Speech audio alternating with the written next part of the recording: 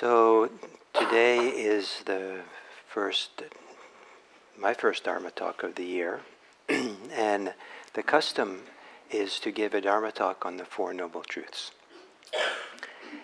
And it's kind of like this is often seen as the heart of Buddhist teachings and the center of it all. Some people have said that all the Buddhism flows out of the Four Noble Truths or is contained within the Four Noble Truths. And I find the Four Noble Truths, the formulation of them, brilliant and ever adaptable, lots of perspectives, lots of new ways to understand it, and to live with the Four Noble Truths, to understand them enough, the formulation, the basic ideas of it, and have them reoccur in your life, in your reflection, and how you see the world, and how you see yourself. I found phenomenally supportive, helpful, and profound. And it is what Buddhism is, is often considered to be the heart of Buddhism, especially the kind of Buddhism of Theravada Buddhism that we practice here. And one of the kind of images, I guess, or analogies I have for learning the Four Noble Truths is that of, well, first I'll tell you what they are, and then I'll give you an analogy. So the simplest formulation of them is made in four statements. That there is the noble truth of suffering. There is the noble truth of the arising of suffering. There is the noble truth of the cessation of suffering. And there is the noble truth of the way, the method leading to the cessation of suffering. And so at the heart of this is the idea of suffering, which some people are very happy to hear that Buddhism is going to address this directly, and people for whom everyone around them is constantly avoiding suffering and painting romantic pictures, nice pictures, that things are all good and not really addressing what's going on. It can be a relief to come to a religious practice where we really put it at the center. Other people get quite discouraged, maybe even depressed by this. They're suffering enough in their life, and now they're told that that suffering is at the heart of it all, and you have to look at it. And they came here hoping to get away from it, and to get inspiring teachings that would just leave full of hope and delight and joy and riding on a cloud and feel really spiritual for the rest of the week, and don't have to deal with suffering at all. So the analogy is that you are being attacked. Not attacked, but a vicious monster comes at you barking. And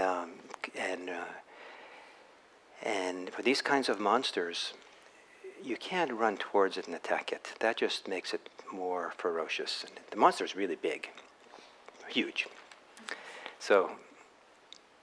And you can't run away. Because if you run away, it just excites it. You become, a wonderful target. You're easier to catch because, you can just take 2 steps and gobble you up. So you can't run towards it. You can't run away. You can't just crawl up in a fetal position, because then you're just more delicious.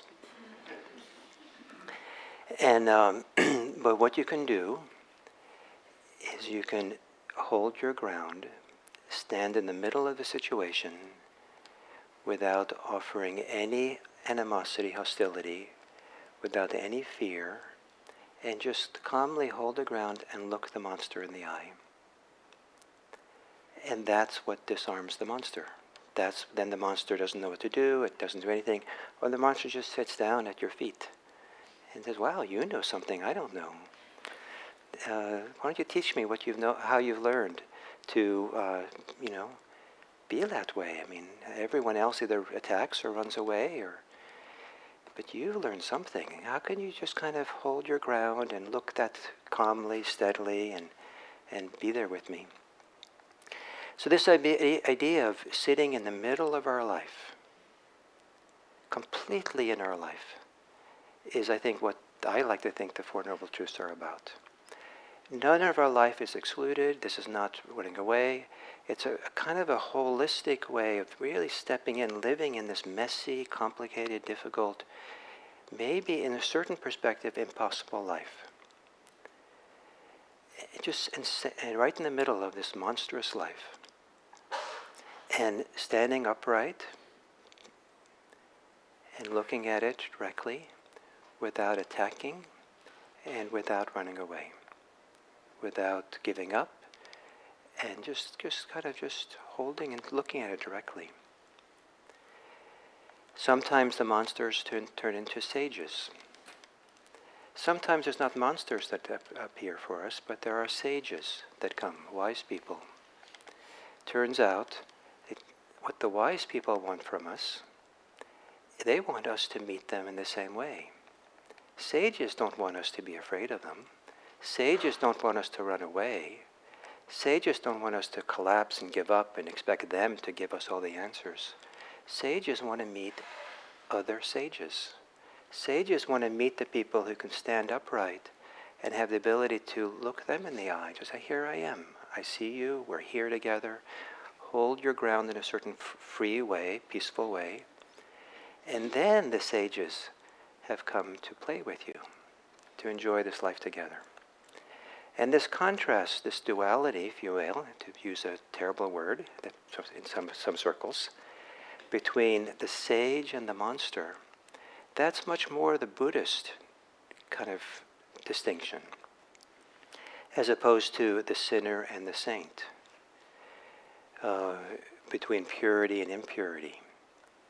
But to become a sage, to become a wise person who has the ability to be in the midst of this complicated life and have the stance of freedom, have the stance of calm and peace, and really participate in it, to really feel part of it in a full way, but also in an independent way. And so the Four Noble Truths are kind of is kind of pointing to this, or being this. As another introduction to this topic of the Four Noble Truths, because suffering is really at the heart of this. And some people say, gee, this Buddhism is kind of a party pooper, talking about suffering all the time. And someone once, I think it was Sharon Salzberg, in the 1990s, went to Russia to teach. And I forget what it was. No, it wasn't suffering, it was compassion. So she had a translator. And she's like the great embodiment of loving kindness and compassion, and has written books on it, and was giving this retreat there in Russia about loving kindness and compassion. And every time she said the word in English, compassion, and was translated into Russian, the whole audience would just kind of like sink, like get depressed. And somehow the English word was not being translated in a way that the way that she meant the word to be translated. And so there was a cultural gap there. And so when we keep using the word suffering for the Buddhist word dukkha, maybe we don't understand what the Buddhists mean. Maybe we're not conveying what it actually means. But one of the associations I have to this topic of dukkha, of suffering, that I often think about was there was a Thai forest monk who came to the United States once. And someone brought up a question about suffering to him, and he just broke into this huge smile and was just so happy. And then he said, oh yes, the noble truth, the holy truth of suffering. It has to be holy. It has to be sacred. And so I think that everyone's, well, what do you mean by that? This, now you're glorifying suffering. It's absolutely not what he was doing. But rather, I think what he was doing was saying, if you turn towards suffering and really see it, you'll see through it to the other side, to freedom from suffering. And that's what makes it noble. Not that the suffering is noble, but the insight, the ability to hold your ground and look at it clearly and directly, and not run away and not attack, but just be there with it. You can see the other side. The other side, what is that? Sometimes it's called happiness. Sometimes it's called peace. Many times it's called freedom and liberation. The advantage of the words freedom and liberation is that it's a little more difficult to make liberation or freedom a thing. Whereas happiness and peace is more like a thing, like, oh, I'm not, then you can measure yourself against it, and your happiness is not the right happiness, or all kinds of things. But liberation and freedom is kind of like an absence. And so it's not quite a thing, and so it's easier to stay free when you don't get anything. It's just the absence of clinging, of attachment. So Buddhism puts, this idea of a sage and the monster, the idea of the suffering and happiness kind of at the center. To the Buddhism, as far as I know, Buddhism is the first time in human history that we have records of where the concepts of suffering and happiness were placed at the center of a religion or philosophy. And but this is not the only time this has happened. And to give you some kind of appreciation for why suffering and happiness is kind of at the heart of Buddhism, and why it's not just some kind of self-indulgence or something. I like to think of that in this world of ours, there are two kinds of religion, and this is a Gillism, so don't go look it up. There's two kinds of religions, and religions. I define religion here as the ultimate values and purposes and meaning that humans live their life on. And so meaning ultimate means it applies to all our life, every corner and cranny of our life. These values, these meanings, these understandings are applicable, or we apply them, understand them. So that sense of ultimacy is what, that kind of way is what I call a religion. So there are two types. There are those that are theistic, divine, would posit some kind of transcendent being, some transcendent reality, something that's quite removed and separate from this world of ours. And then there's the humanistic religions that are not theistically based. And this is where some people would, quibble with me calling this way. And Buddhism is one of those theistic religions. The heart, the center of Buddhism is not theistically based. And I would say it's not transcendently based in terms of some transcendent reality that's beyond and outside of this world of ours. But there are other theistic religions that most people wouldn't call religions, that people tend to call them philosophies. So one of the first that's kind of contemporary for Buddhism is the Greek philosopher Epicurus. Epicurus was, I think, the closest thing to a Buddhist in ancient Greece that I've come across. The only main difference, there's a few differences, but one of the main differences, he didn't seem to have a meditation practice. And so he was teaching many of the same things, but maybe he couldn't point people to the depth of the mind, depth of the psyche, to really see where the subtlety, the depth, the almost subconscious areas of attachment, clinging, and suffering have their roots. But for him, being a humanist rather than, he was clearly countering the theistic ideas of his time. He said he didn't believe in them, I think. And so he was looking for something that could function as the foundation for the good life. In Gil's language today, the religious life. And if you're not looking for transcendent answers, you're not looking for the answers that come from some God, which tend to be things of purity and sin and things like that. What's very humanistic that can be experienced and known for oneself is one's happiness and suffering. That can be known. That's experiential. That doesn't require some authority in some book that will tell you this is what the purpose of life is. That's actually the purpose of life, and the meaning of it can be found and discovered and applied and clarified in your own lived experience. Then one of the next people who had this Gil's humanistic religion is John Stuart Mills, one of the founders of utilitarianism, one of the very important philosophies for the modern world.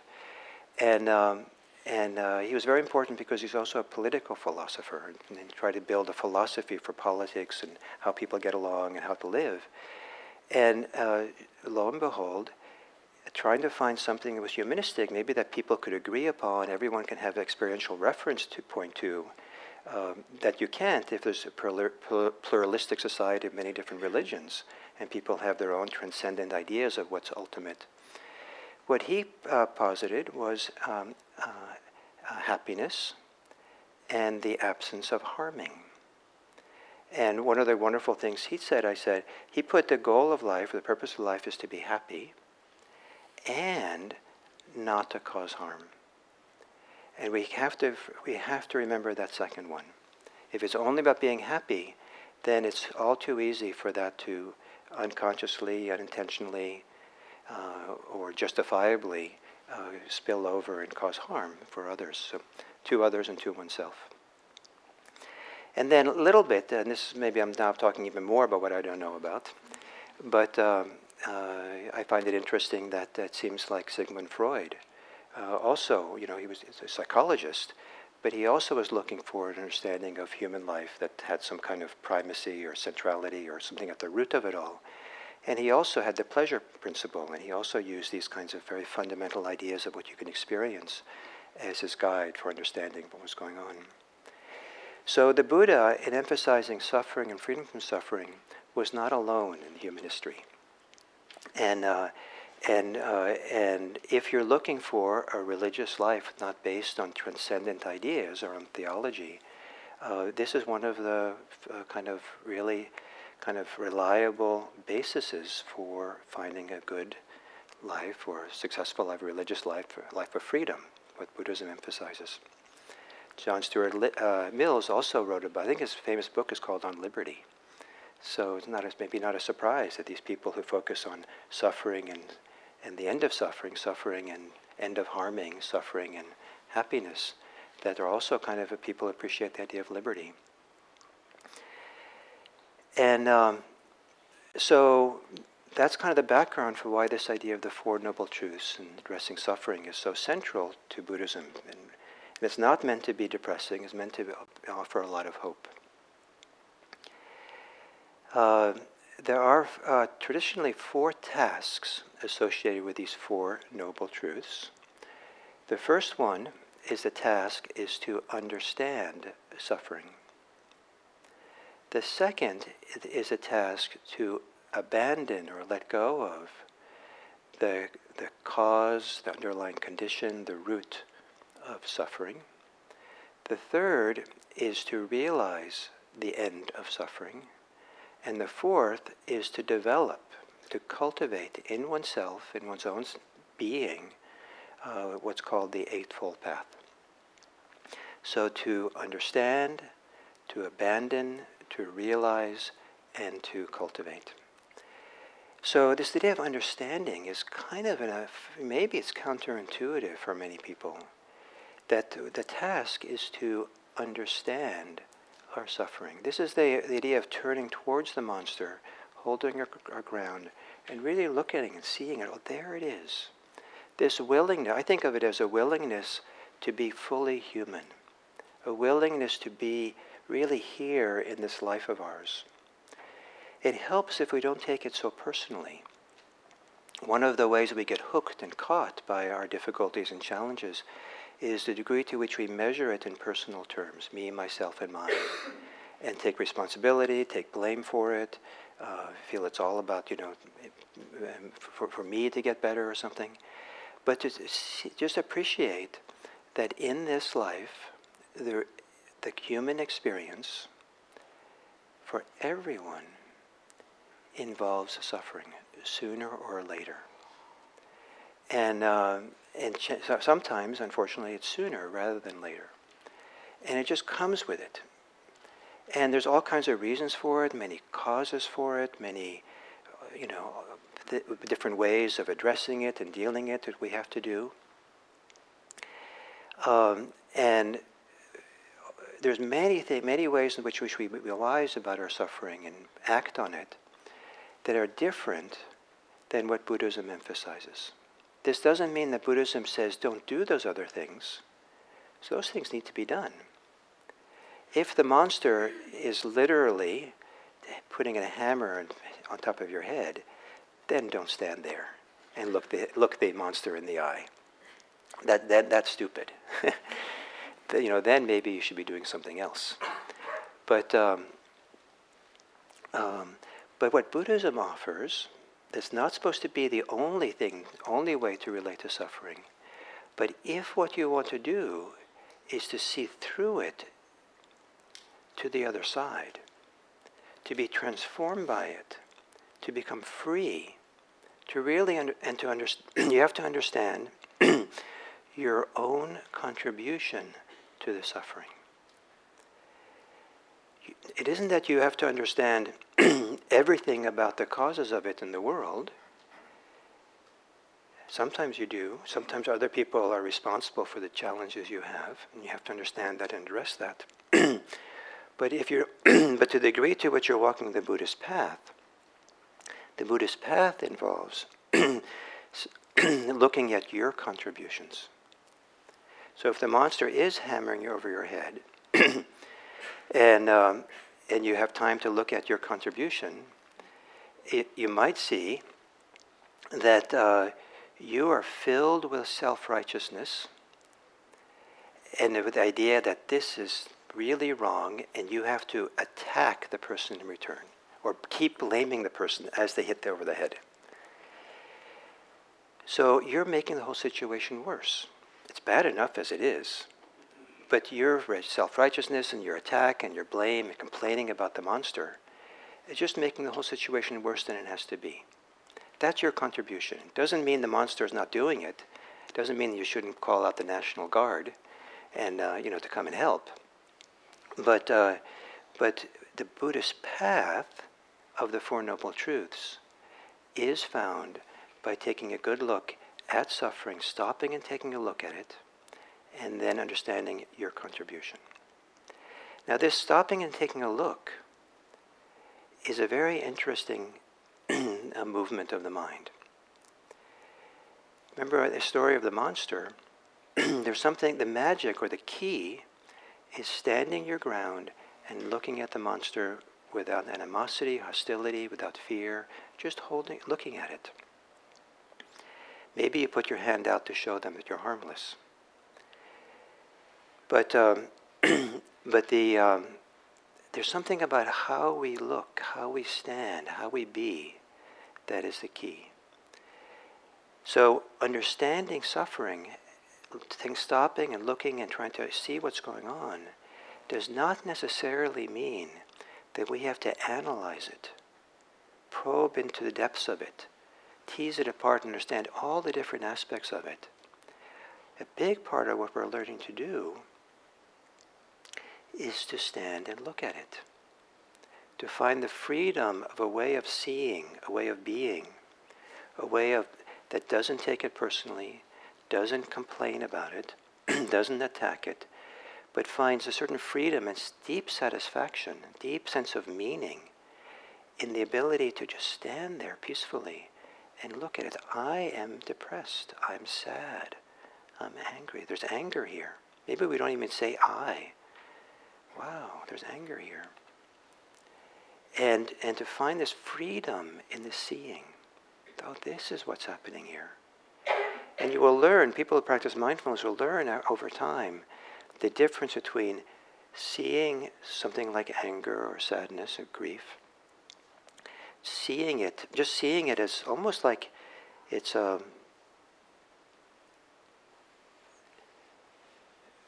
something you're free from, just seeing it there, versus getting entangled with it, being pushed around by it, taking it on as glasses you put on, colored glasses you put on, and you see the whole world by it. It's more like oh, here it is. Oh, of course. I'm a human being. Now, this is the flavor, the 32 flavors of suffering. Now I have this flavor. It's like this now. Let's look at this. Let's just hold my ground and really see it and be with it. So, suffering takes many, many forms and shapes. And the one translator prefers to translate the Buddhist word dukkha as stress. And I think one of the nice things about the word stress is that it's not so big. The word, for some people, the English word suffering only means the big stuff. Stress means, even the smallest stuff is stressful. And it also suggests that how radical a transformation is to Four Noble Truths, that even stress kind of gets eliminated or reduced or something. It's not just the big stuff. Even the idea of being stressed by what's going on. It's a radical idea. So the second Noble Truth I think of as the heart of the Four Noble Truths. The key or the pivot point or the real thing that we want to look at. And depending on the context of our lives, depending on the situation we find ourselves in, or the state of the mind, the clarity of the mind, the stillness of the mind, how we see the second Noble Truth varies. In ordinary life, everyday life, going about our life, it's fairly common that to understand the second Noble Truth as being the cause of suffering. That's a pretty sensible and ordinary category in which to understand our lives and what's going on. What's the cause here? What am I doing? If you really, really want something, and it's really important for you, or you really want it because just you have strong desire, like sense pleasure, you really want something to have something, and you're being frustrated, it's not being provided, you're not getting it, the person you're with doesn't want to do it, whatever, and you feel upset, you get angry, you get resentful, and all these things. And then you say, what's the cause here? The cause is, I just really want this sense desire. It's really obvious. I have a strong desire. And it might be obvious, well, if that's the cause, why don't I just give up the desire? You do it, as if it's easy. And lo and behold, that suffering goes away. Wow, that was pretty cool. And or you really don't want something to be there. Your least favorite relative showed up at the party. And they sat down next to you at the dinner. And this is like, and so you feel this is the last thing you wanted, and you're frustrated, you're angry at the host who placed you there, and on it goes on. And after all, I'm really, struggling here. I can barely taste my food. So what's going on here? I have a strong wish not to sit next to this person.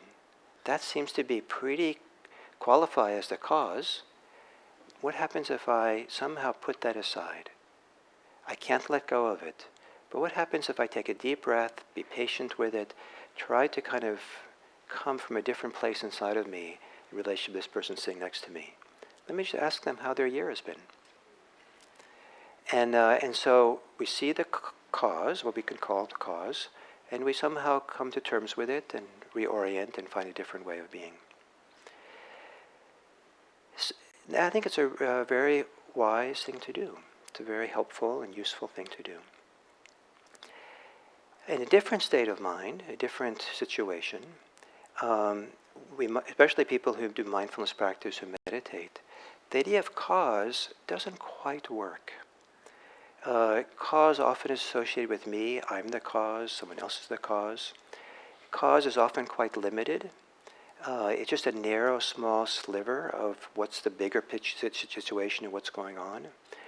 And so when we start getting quieter and can see more deeply, we tend not to see the situation in personal terms and what I'm doing. And we start kind of tuning in. There's actually more going on here. There's more conditions. There's more, the Buddhist word is conditions. There are different conditions that come together with that cause. And so rather than the second Noble Truth being about the cause of suffering, it's about the conditions of suffering. What are the different things happening here that are contributing to this? So I really want this sensual pleasure thing, and I can't get it. I can let go of the desire, but that was really just a tip of the iceberg. There's actually deeper parts of my psyche involved in having that desire. I think that I'm only a successful, dignified, card-carrying member of the human race if I get a certain amount of sensual desire every day. And so it's really my sense of self-worth somehow is tied up in this. And the self-worth is not the cause. The cause more is the desire itself.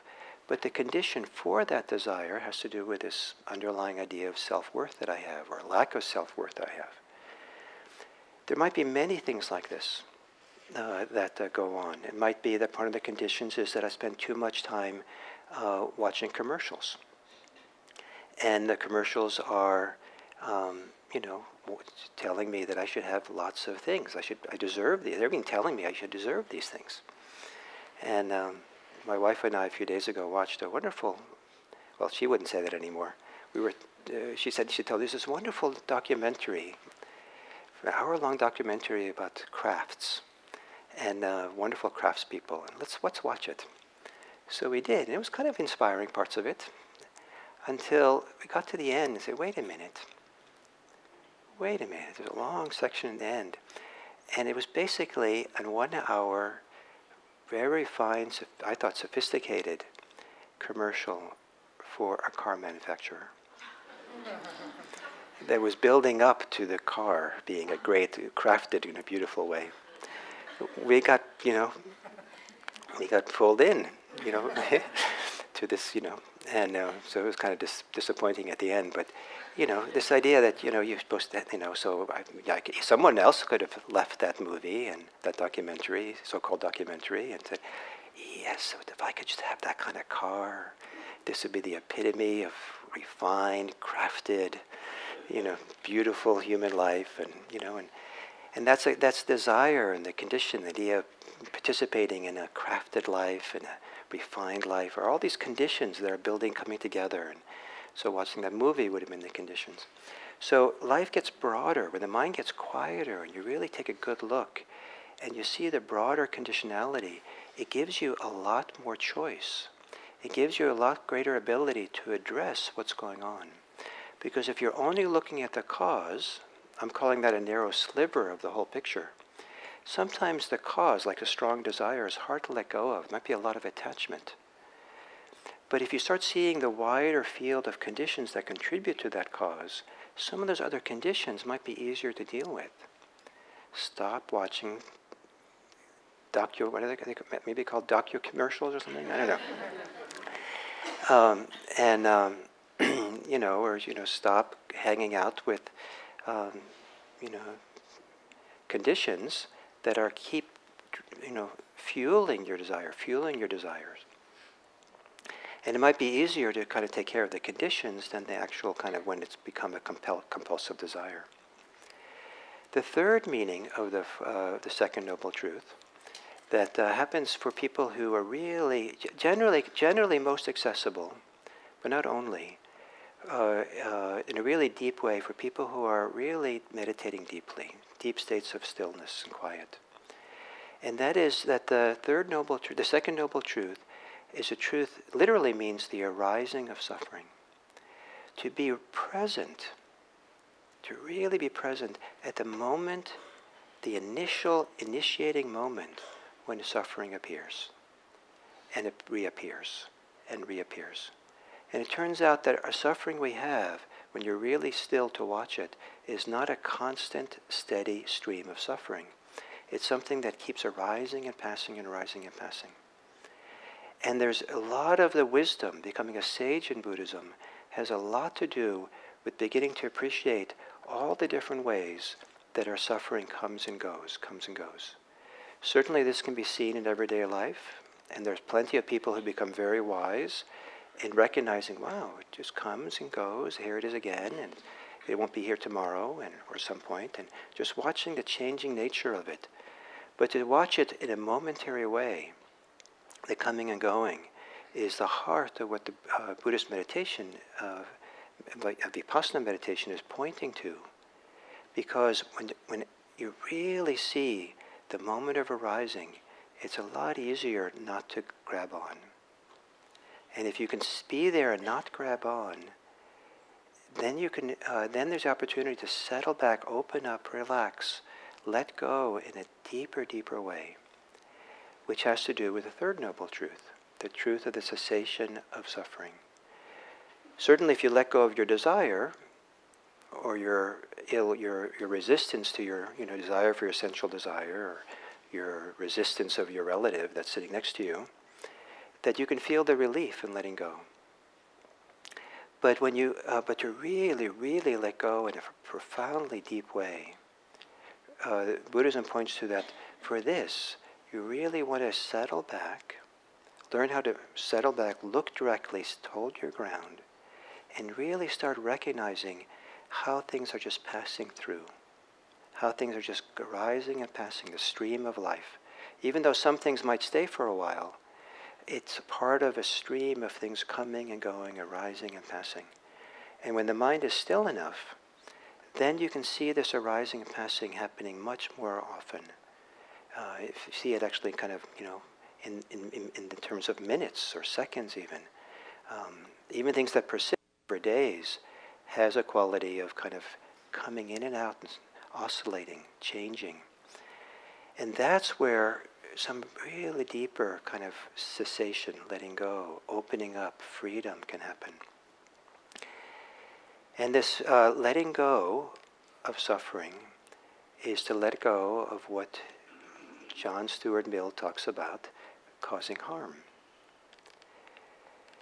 In the Buddhist analysis, the deepest happiness, the deepest peace, has to do when our hearts can be open, hearts are free, to just beat and flow and feel and be and think without any kind of clinging, attachment, any kind of cause of suffering interfering with it. So this idea of seeing suffering and letting go of it is not a diminishment of ourselves. It doesn't leave us with nothing. It leaves us with a happy heart. It leaves us with a peaceful heart. It leaves us with something wonderful. And so the Buddhas talked about this suffering and happiness thing in a very interesting way. He said, he pointed to a path of practice that doesn't just lead to, momentary happiness and momentary suffering, just for today, I feel better because I let go of my whatever. He was interested in what he called the long-term happiness and the long-term ending of suffering. So something that's persistent, that can last.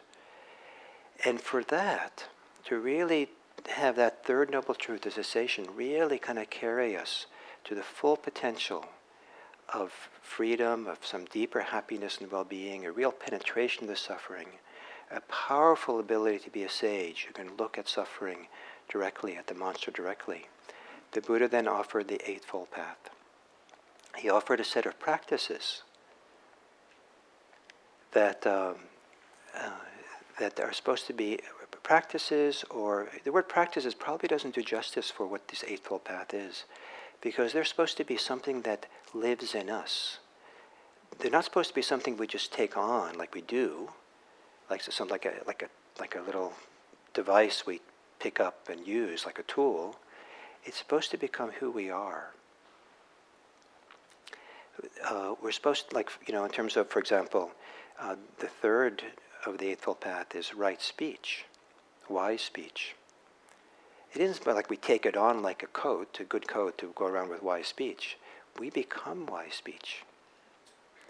It isn't that the right action, that we don't, you take on like a coat, like another coat, not to kill, not to steal, and such things. It becomes who we are.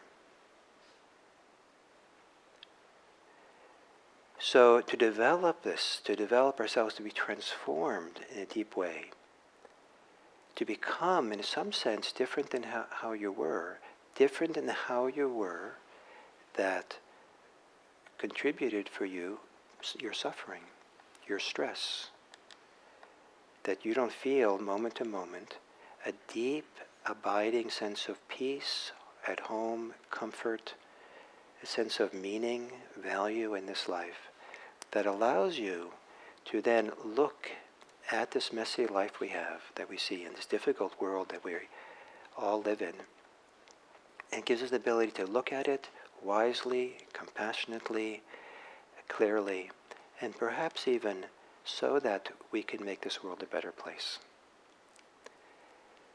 So suffering and the end of suffering for ourselves and for this world. To become sages, to become wise. Don't try to be a saint. It's not enough. So maybe next week I'll talk more about the Eightfold Path, since I just touched on it. And hopefully this will give you something to chew on for the rest of the year. That was kind of my inspiration in giving this first Sunday of the year, was to emphasize how important this is. And you're not going to go wrong if you chew on it, reflect on it, think about it over and over again. And if you happen to like my talks or something, you can go back over the last 15 years. I probably have 30 of these talks on the Four Noble Truths in the beginning of January, and maybe you could see how they've changed over the years.